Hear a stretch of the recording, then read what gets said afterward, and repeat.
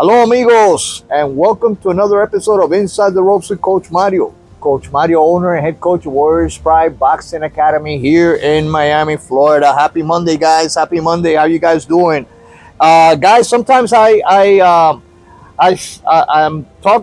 recording on a specific day and actually being able to edit and upload these type of episodes a day or two late.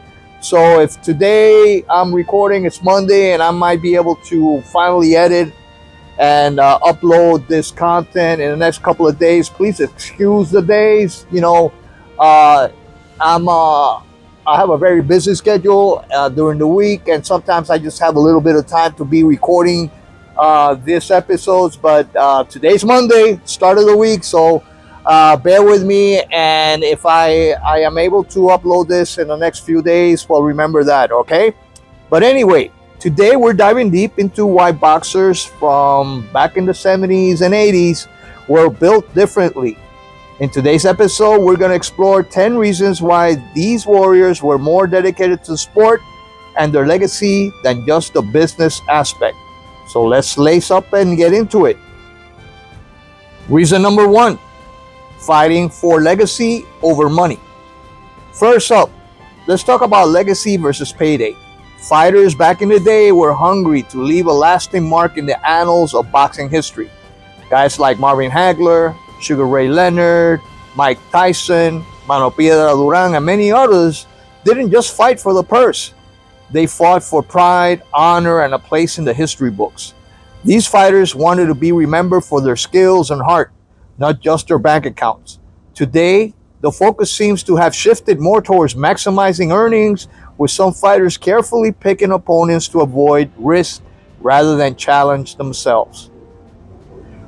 Reason number two, frequency of fights. Reason number two is the frequency of fights. Back in the day, it wasn't uncommon for top fighters to step inside the ring 3 or 4 times a year. And while we're talking about inside the ring, we're talking about 15 rounds, not 12 rounds like nowadays, guys. So that makes it a huge difference. This kept them sharp, tested, and battle-hardened. For example, Julio Cesar Chavez fought over 100 times in his career, with many of those fights occurring during the 80s. Contrast that with today's, where some champions fight only once or twice a year. That kind of activity level kept fighters from the past in peak condition, constantly improving and showcasing their skills. Reason 3, the willingness to fight anyone, anytime, anywhere. Fighters from back in the day weren't afraid to risk their record against the best competition. Hagler fought Hearns, Hearns fought Leonard, Leonard fought Duran, the list goes on and on. These fighters wanted to prove they were the best by beating the best. Nowadays, we see a lot more cherry picking, with fighters and promoters carefully crafting careers to avoid tough matchups. Take Canelo Alvarez, for example. Despite being one of the biggest names in boxing today, he's been criticized for avoiding top-level opponents like David Benavidez, the number one challenger in his division. Instead, he's chosen to face less challenging opponents, like Berlanga upcoming fight, which many fights and analysts see as cherry-picking. Back in the day, this kind of behavior would not have been tolerated. Fighters couldn't just hold on to belts indefinitely without defending them against top challengers. The boxing organizations back then were much stricter about enforcing mandatory defenses, and fighters who avoided their top challenges would be stripped of their titles. Unfortunately, today's landscape is more forgiving, allowing some champions to bypass the toughest challenges for easy paydays. Reason 4, less weight classes and belts. Fourth on the list is the fewer number of weight classes and belts. Back in the day, there were far fewer weight divisions and championship belts, which meant that becoming a champion truly meant you were the best in your division. The competition was fierce, and there were fewer opportunities to claim a world title, making each championship fight all the more meaningful. Today, with the proliferation of belts and weight classes, the value of a world title has somewhat diminished, and the path to becoming a world champion is less daunting. 5. Training camps were harder and longer. Moving on to reason 5, training camps were harder and longer. Fighters back then understood the importance of putting in grueling work in the gym to prepare for battle. Training camps would often last 12 or more weeks with intense focus on conditioning, sparring, and strategy. This dedication to preparation ensured that when fight night came, they were ready for a war. Nowadays, with advances in sports science and a greater emphasis on staying fight ready year round, training camps are often shorter and less intense, potentially compromising the level of preparation. Reason 6, fewer distractions and greater focus on boxing. Reason 6 is fewer distractions and a greater focus on boxing. Back in the day, boxers didn't have to deal with the same level of media obligations, social media, or sponsorship commitments that fighters today face. Their focus was almost entirely on the sport itself. With fewer outside distractions, they could dedicate more time and energy to honing their craft, studying their opponents, and improving their skills. Reason 7, the role of trainer was more significant. Seventh reason, the role of the trainer was more significant. In the past, trainers were often seen as father figures or mentors who guided fighters not only in the ring, but in life as well. Think about Coachmario with Mike Tyson, or Angelo Dundee with Muhammad Ali, or Ray Arcel with Roberto Mano de Piedra Duran. Trainers were instrumental in shaping fighters' careers and ensuring they reached their full potential. Today, while trainers are still important, there's often a more transactional relationship with fighters switching trainers frequently in search of the next big payday or stylistic change. They also are less loyal to their trainers nowadays. Back then, you had a trainer, you would stick with him for the rest of your career. Nowadays, trainers are just dispensable and expendable, if you want to call it that, and there's actually no loyalty.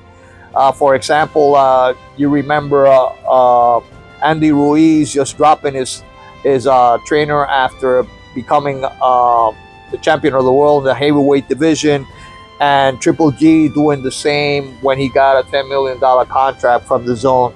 So there's no loyalty as much today, and the value of that respect and that relationship between trainer and fighter has somehow been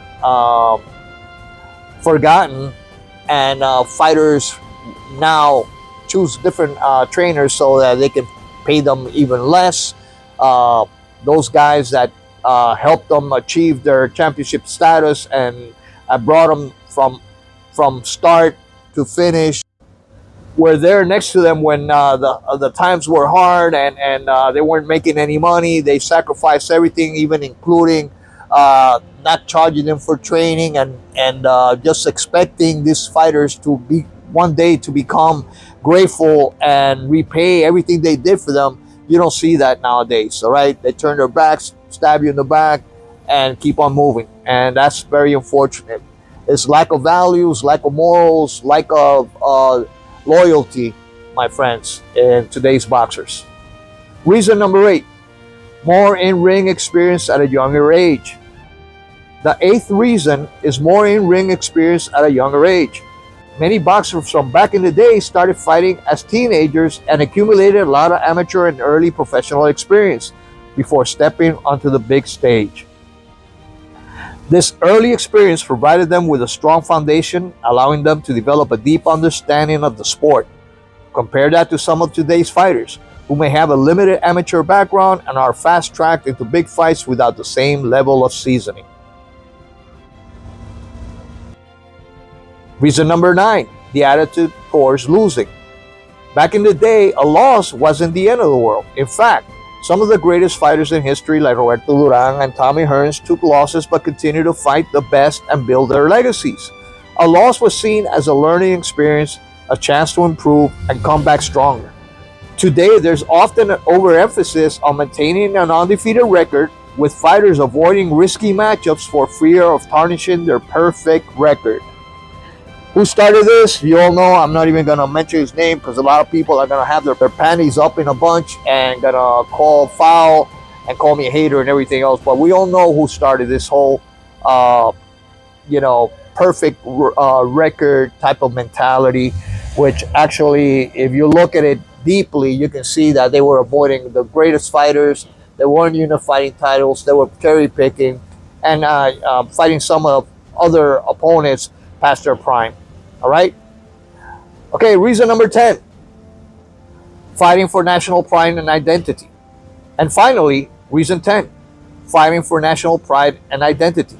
Fighters from back in the day often carried the hopes and dreams of their countries on their shoulders.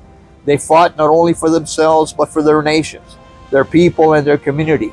Duran for Panama, Tito Trinidad for Puerto Rico, Marco Antonio Barrera, Salvador Sanchez for Mexico, and many others like that. This added a level of dedication and commitment to their craft that went beyond personal glory. The pride of being a national hero often drove these fighters to put it all on the line in every bout. So there you have it, fight fans. 10 reasons why boxers from back in the day, and we're talking from the 60s all the way to 80s and maybe some part of the 90s, were more dedicated to the sport and their legacy than just the business side of boxing. These warriors showed us what it truly means to be a champion inside and outside the ring. If you enjoyed this breakdown, make sure to hit that like button, share with your fellow boxing enthusiasts, and subscribe to Inside the Ropes with Coach Mario for more deep dives into the sweet science. But until next time, this Coach Mario, owner and head coach of Warriors Pride, saying hasta la vista. God bless you all, and peace.